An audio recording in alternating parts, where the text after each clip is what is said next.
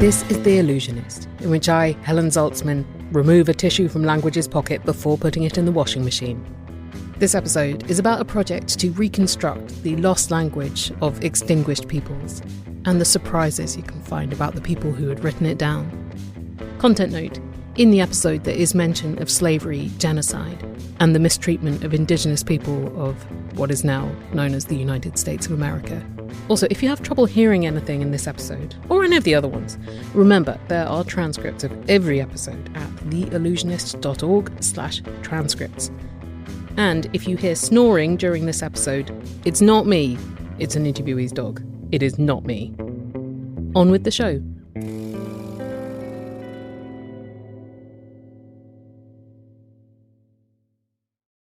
Timucua is somewhat underreported in scholarship of indigenous languages and literacy. Yeah, I think that's really true. I think it was virtually undescribed until pretty recently. So these documents have existed for a long time, but because there are no longer Timucua speakers, I think that many of the details of how the language worked were very obscure until pretty recently. There's still a lot of open questions. We still don't know what other group of languages it might be related to. It's what linguists call an isolate, just meaning we don't know. But an isolate is sort of like an orphan linguistically. So we know that it does have some kind of parents or some family it belongs to. We're just unable to say what that might be at this point based on the evidence that we have. Because it's not related to any other language that we know, because there were not any native speakers, because there's not a dictionary from the colonial period, all of those things were big obstacles in making much sense of Timucua language structure or grammar until pretty recently. My name's Aaron Broadwell. I'm a professor of linguistics and also a professor of anthropology at the University of Florida. And I'm Alejandra Dukowski, and I'm a professor of history at the University of California, Riverside. What are you working on together? What are we working on? We're working on translations of this amazing 17th century Timucua language materials, or a language that was once spoken in what is now northern Florida. The Timucua encompassed around 35 different tribes of indigenous people living across a large area of what is now known as Florida and Georgia. Although these were separate tribes, they had some shared culture and politics, and they spoke dialects of the Timucua language.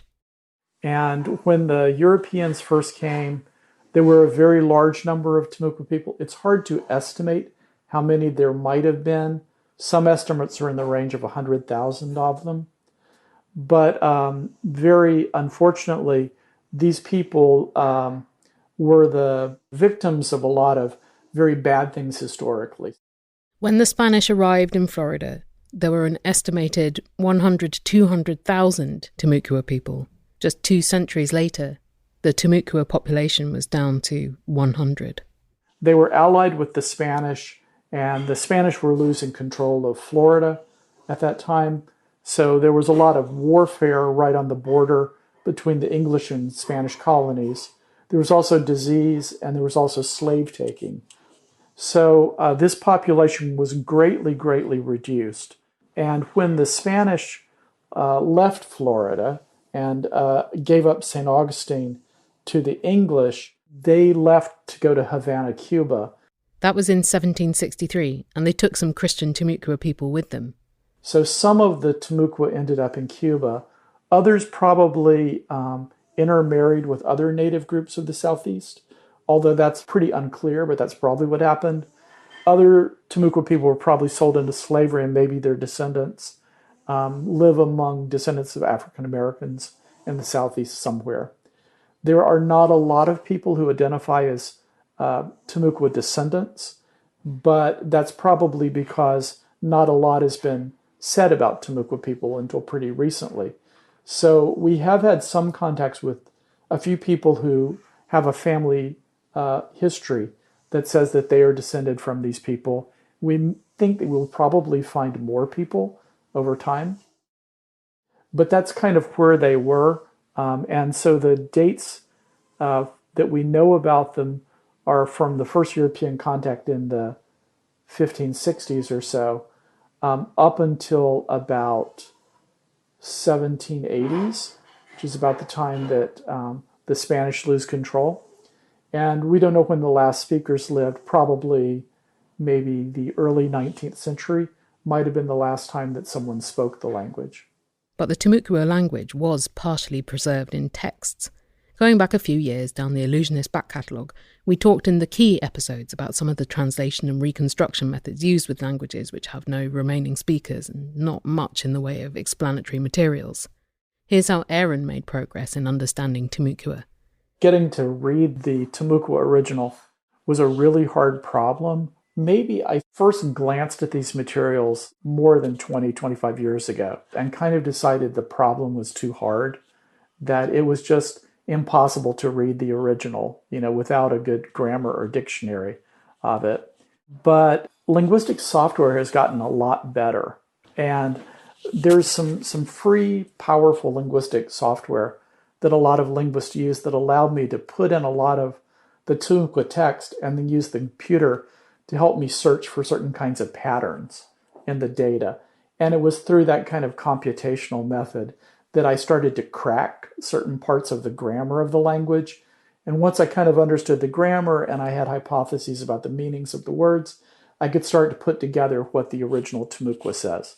So there was kind of a long journey of grammatical discovery with me and Timucua, slowly working out what it all means. And I think I understand the great majority of Timucua grammar at this point, but there are still, difficult passages in there. There are some, unexplained little thickets, basically, where the Spanish is not parallel and the Timucua is saying something complicated that I still cannot read. But I have hope that at some point I'll be able to read all of it. Just at this point, I can read most of it, especially the clear parts, and I can sort of understand what they are saying. Aaron and Alejandra have around 138,000 words written in Timucua language to work from, and most of the words are in the form of missionary texts.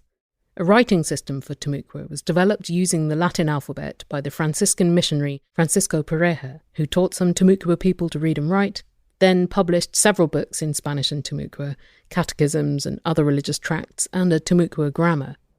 Right, and these texts are the oldest text in a Native American language from the U.S. They're written many, many decades before anything earlier from the U.S. So how come Florida is thus honored? Florida is one of the first places where the Spanish established a colony. So in 1565, they established the city of St. Augustine, Florida. And then in the decades that followed, these Franciscan missionaries came from Spain to try to convert the local people to Christianity. They're only going to towns in which they've received an explicit welcome. I think this is really important. It's not like they're setting shop and people are coming to them. It's the other way around. In fact, it takes an uprising in 1656 for that to change and for the missions to really much more follow a Spanish model. And these spaces are really indigenously driven and dominated. There were surprisingly few Franciscan friars out there in Florida trying to convert the locals. Only about 70 at peak Franciscan friar. These Franciscans depend on Native people to feed them, to bring them grain, to provide for them, to bring them water, all those things. And these are spaces in which the Spanish are trying. They very much understand that they need to work with the language if they're going to have any success, because Spanish is not the dominant language that's being spoken at this moment of time. And so part of their process of conversion involved establishing some schools where the kids learn to read and write their native language. They didn't have a written form of the language before the Spanish, but the Spanish missionaries worked out a way of writing it using the Roman alphabet, and they taught it to the kids in these schools. And then they translated Catholic religious material into the language and taught the kids to read the catechism, the confessional, that kind of thing. These are also used for the Franciscans themselves, so they can learn to properly take and grant communion and perform all the sacraments, confession and the like, so that it can be also done not just in Spanish or Latin, but in the Timucua language. So they could be, in theory, right, better ministers of the faith by communicating with the indigenous people in their own language. So these are texts that are supposed to be indoctrinating for other people, but also tools for themselves to guide. As we heard from Caetano Galindo earlier this year in the episode about Brazilian Portuguese, it was often easier for European Christian missionaries to learn the languages of the people they wanted to convert, rather than make them learn a whole new language, then be converted to Christianity.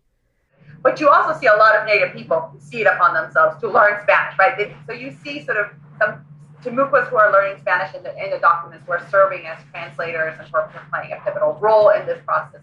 The Spanish colonizers and the Timucua, were they using each other's language to an equal degree? To some degree, we don't know. But in most colonial situations that we're able to observe in the world, what we see is that most of the burden of bilingualism falls on the native people. So they are kind of obliged to learn the language of the colonial, and not so much the other. We know that the Franciscans, to some degree, could speak Timucua and could communicate and maybe lead prayers and things like that. And in this early 1600s, we're in this moment where really there's a big push to learn and work with indigenous languages. And Pareja, Francisco de Pareja, who's the main Franciscan who works on Timucua, he's not the only, but he's one of the main. He spends a long time sort of praising himself about how important it is to work on this language and how and he gets on his high horse and then provides a bunch of examples that basically prove he doesn't have as much control of the language as he thinks he does. I think maybe the civil authorities, like the soldiers, the state power in St. Augustine, probably could not read Timucua. So I think that the Spanish often relied on native interpreters to do their work. Probably I would say the people most likely to have been bilingual would have been native people and Spanish religious officials. What do these texts look like? There are some where you've got both the languages side by side, right? Right. One model is the two languages in two columns, like Spanish on the left and Timucua on the right. Those are usually the simplest text, where the Spanish is just maybe like one sentence. But then we also get these really complicated things where there'll be like 3 or 4 pages of Spanish and then 4 or 5 pages of Timucua after that. So one of the problems for the linguist is you have to figure out how to match those two things with each other, which is extremely tedious. And another thing that happens is the Spanish is only like 4 or 5 lines, and then there are 4 or 5 pages of Timucua after that. So the Spanish is just a little summary. It'll say something like, God created the world in 7 days, blah, blah, blah, etc. And then it goes into Timucua, which just goes on and on and on with lots of details about this. Those are some of the most interesting parts of the Timucua literature. They don't have any Spanish translation. So we're reading those for the first time, and we can read some parts of that and not others. But like a cool example is that the text describes the creation of different things that live in the air and on the land and in the water. So there's a long list of things that live in the water. We know the words in there for whale and certain names of fish, and we can guess at what some of the others of them mean. But it's kind of a nice list of living things. And the Spanish has none of that, right? So the Timucua gives you a sense of, people, especially coastal Timucuas who are they're doing some farming, but the majority of their food is coming from waterways, it's coming from gathering. And so it's just a really different way of understanding the world, right? The Spanish are saying, the world was created in 7 days. There we go. And Timucua writers sit down and think about their own world and document it. Usually, religious documents like these don't give you that much insight into the people writing or translating them, because there's not colloquial language or scenes from everyday life in there. And they're so boring. They're not joyful to read. They're repetitive. They're doctrinal. They're heavy. So they were not exciting texts necessarily to work with, except perhaps like these momentary sections within the text that sort of seem to describe something particular about Timucua culture and life. The Timucua text is not a direct translation of the Spanish, often far from it. So one of the things that we started to notice really early on and looking at these documents is that the Timucua does not say the same thing as the Spanish. So the texts almost are never exactly the same. The Timucua almost always clarifies or explains in some way, adds something or omits something. And we started to get interested in the patterns of what's added or omitted from the Timucua. And so a very general pattern that we found is that pretty often the Spanish text says something fairly negative about traditional Timucua practice. For example, we've got a text that says something like, did you engage in the devilish practice of whistling at the wind in order to make the storm stop? And then when we can properly read the Timucua, it just says something like, did you whistle at the wind to make the storm stop? So the Timucua writer is doing this editing function of taking out certain parts of the Spanish. So early on, we see the Timucua writer has their own voice. They take things out when they disagree with them, or they add things in as well when they think that the Timucua readers need more context or more explanation. This is not just a moment of Spanish bad translation. There's active agency in these discrepancies between the Spanish text and the Timucua text. That the removal of these condemning language that's like violent and definitely harmful language that's just absent in the Timucua text in these key moments, right, where the Spanish is very, very damning. And all of a sudden we're like, this is huge. The moments of like mistranslation where you see sort of not just like a misunderstanding, but a sort of a different text that emerges. For instance, in the Timucua rendition of the story of Adam and Eve. We all know the Spanish, sort of blaming Eve, her choices, her ability to be so persuaded by the snake, and like, and this is not the first time, but we've seen moments where women in the Timucua version get sort of more limelight than in the Spanish. The Spanish often have them as they're part of the sentences, but they're often not like tied to any verbs. They're just there. But in the Timucua, they have action to them. They're doing things or making choices. Often they speak in the Timucua and they don't speak in the Spanish. And Timucua Eve is just, she's just a badass. She says she wants to eat this apple. There's whether the snake wants it or not. And she, in the Timucua, it's like almost like you're hearing her thoughts. She's thinking, and she sort of says like, if I take this to my husband and he eats this, he's going to be the boss of me. And I don't want him to be the boss of me. Like, I want to be the boss. And so she eats the apple. And the word she uses for boss is she uses the word parakusti, which is a Timucua word for war chief. So not just any chief, but a very particular military position of power, which is traditionally, I have not found women in that role. So I'm guessing it's traditionally men. So here in this incredible translation of the woman is just not only far more active, but has a lot more sort of choice and agency in her story. And again, the negative it's almost gone from that. It's like, you're supposed to understand that that's a bad thing that she wants to be the boss of her husband. But in the Timucua, it's not necessarily, maybe the parakusi element of it is hinting at a transgression that she's making, but doesn't have that component. And that is just extraordinary.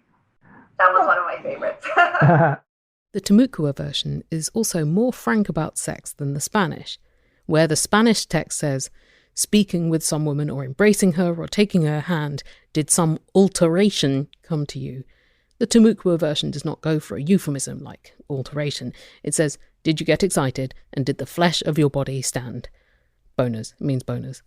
I was also going to mention that if you just read the Spanish text, it has a very sort of a European stereotypical view of gender and marriage.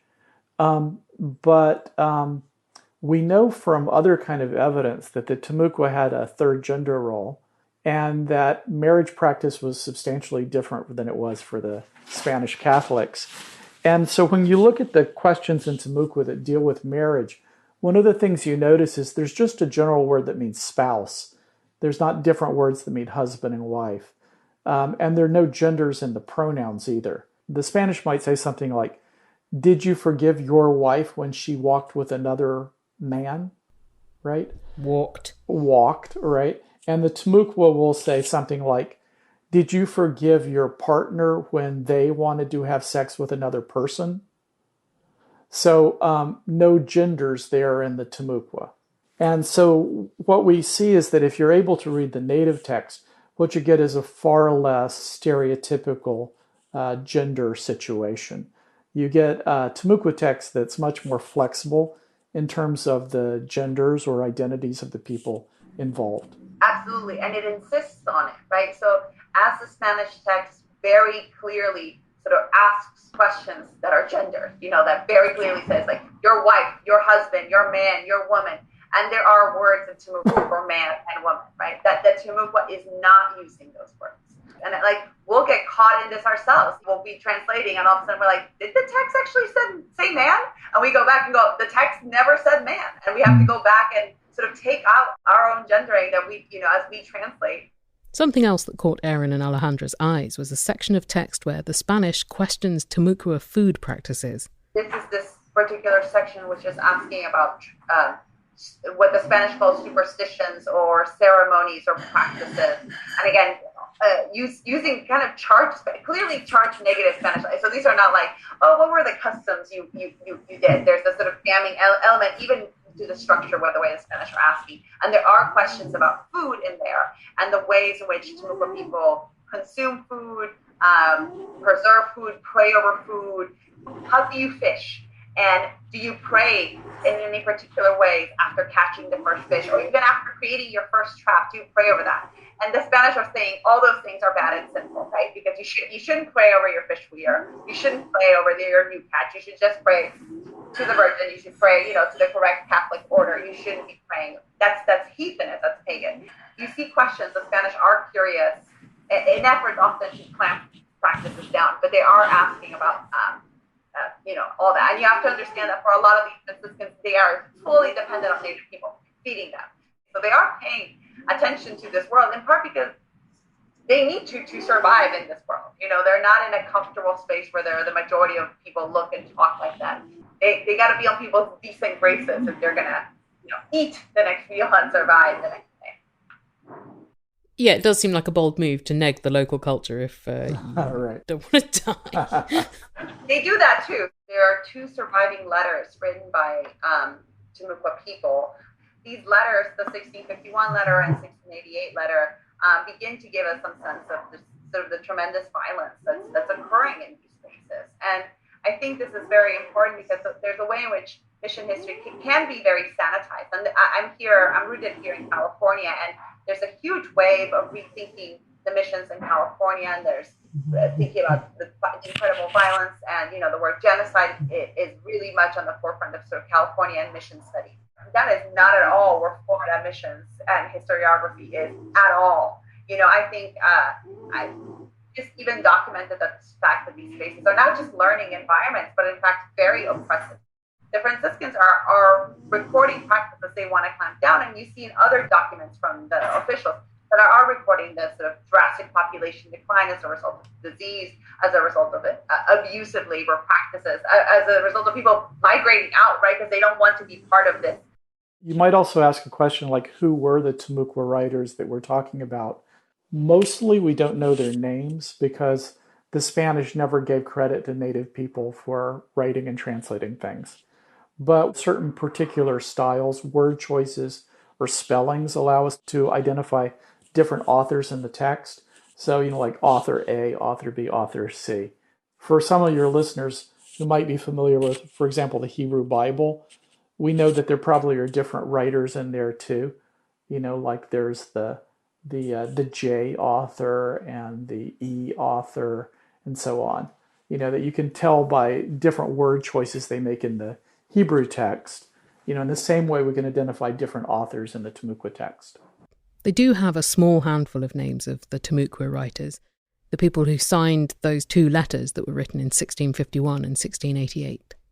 Even their names that themselves tell you this deeply colonial story, because they will all sign with the Spanish name, often with the honorific marking Don. So they'll be like Don Pedro, but then they'll say Olata, which is a Timucua marker for a chief or someone of ranking or authority, and they include their town name, often both the town name in Spanish, San Pedro, San Pablo, whatever, and then the Timucua word next to it of that. So even in their signing in the 1688 letter, and if you think about it, 1688, we're talking 100 plus years after colonization. So this is deep in the process of the colonial. We always say colonization is a process, it's not a one-time event. Well, here we are deep in that process. Even in the names that these writers assign themselves, you see this sort of hybrid efforts of who they are as Timucua people, writing in their own language and using all these honorific markings. That letter is amazing. As Aaron has alluded, they are very clear about who they respect and who they don't respect. That only comes out if you work on the Timucua language.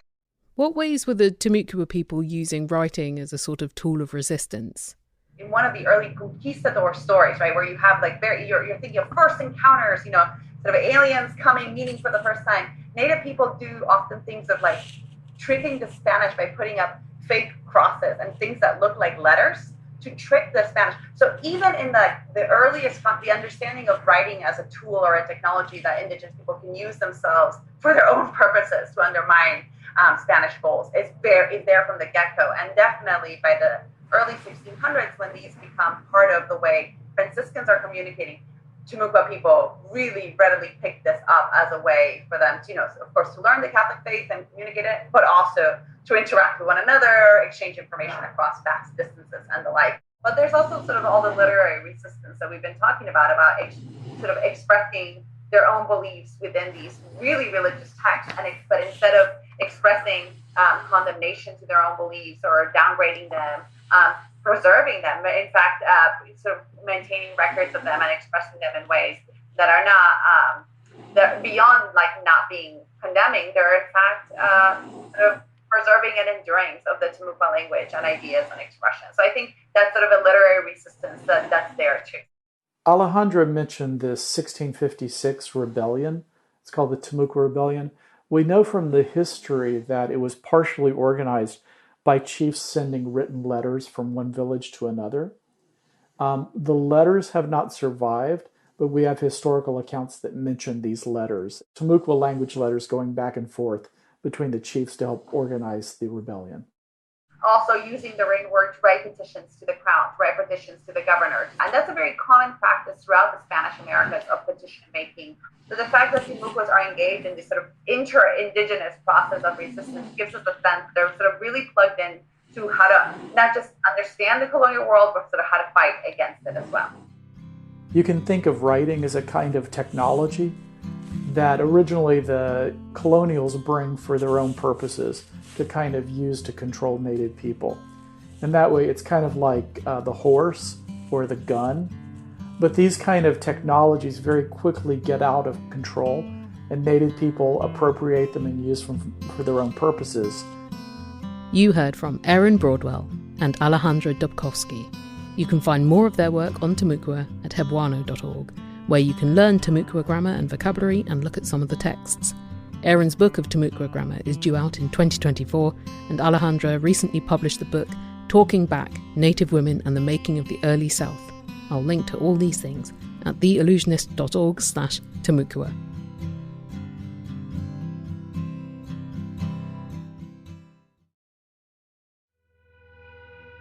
The Illusionist is an independent podcast, and if you want to help keep it going, then recommend it to someone. The best way, I think, to find more podcasts we might love is word of mouth, or word of typing fingers.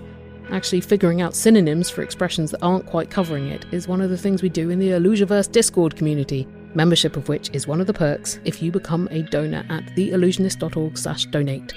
You also get behind-the-scenes info about every episode, and fortnightly live streams where I read from a different dictionary from my collection, and we have regular watch-alongs together. At the moment we're watching the new season of Great British Bake Off. Later this month there's Death Becomes Her, and we learnt from our watch-along last month of Legally Blonde that the subtitles asterisked out ass, including in words such as asset and associate, which only served to make some fairly drab terminology seem saucy. Join us for thrills like these and so many more. theillusionist.org/donate. Your randomly selected word from the dictionary today is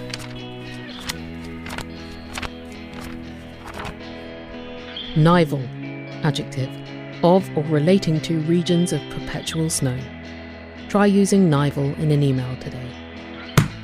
This episode was produced by me, Helen Zaltzman, on the unceded ancestral and traditional territory of the Musqueam, Squamish and Tsleil-Waututh Nations. Music and help was provided by Martin Austwick of palebirdmusic.com and the podcast Neutrino Watch and Song by Song. Our ad partner is Multitude. If you have a product or thing about which you'd like me to talk, sponsor the show. Contact Multitude at multitude.production/ads.